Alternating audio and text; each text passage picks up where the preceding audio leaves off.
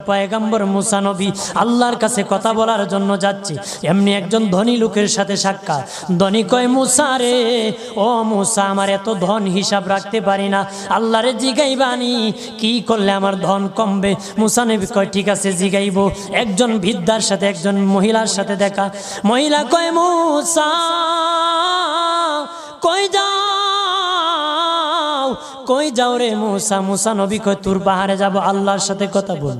মুসা রে, আল্লাহরে জিগাইবানি, আমি গরিব মানুষ, আমি ভালো কিছু কিনতে পারি না, ছেলে মেয়েকে ভালো কিছু খাওয়াইতে পারি না, ভাঙ্গা ঘর, এত গরিব, ভালো করে ঘর বানাইতে পারি না, আল্লাহরে জিগাইবানি কি করলে আমার উন্নতি হবে, ধনী হব, টাকা পয়সা হবে, আল্লাহরে জিগাইবানি।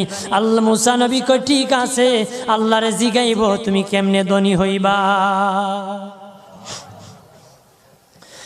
আল্লাহ নবী মুসা নবী তিন রাস্তার মোড়ে যা দেখে একটা লোক বসে আছে, তার দুই হাত নাই, দুই পা নাই, দুই হাত নাই, দুই পা নাই। ওই লোক ডাক দিয়া কয়, মুসা রে, জীবনে কোনোদিন নিজে হাঁটতে পারি নাই, নিজ হাতে খেতে পারি নাই, কেউ খাওয়াইলে খাই, নতুবা উপবাস থাকি, বৃষ্টি আসলে ভিজি, সেখানে আমি আবার শুকাই। ও মুসা, জীবনে কোনো কাজে দুনিয়ার লাগি নাই, আল্লাহরে জিগাইবানি কোন কারণে আমারে বানাইছে?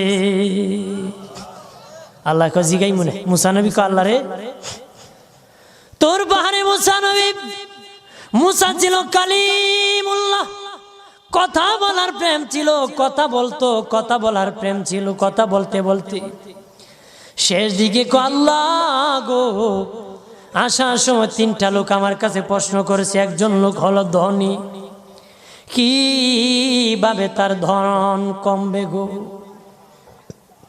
আল্লাহ বলেন, মুসা রে, তারে জানায়া দাও, যাকাত দেওয়া যেন বন্ধ করে দে, শুকরিয়া আদায় করা যেন বন্ধ করে দে, তাহলে আমি প্রভু আল্লাহ সুবহানাহু ওয়া তাআলা তার ধন কমায়া দিব। যদি শুকরিয়া আদায় বন্ধ করে, তাহলে ধন আমি কমাই দিব।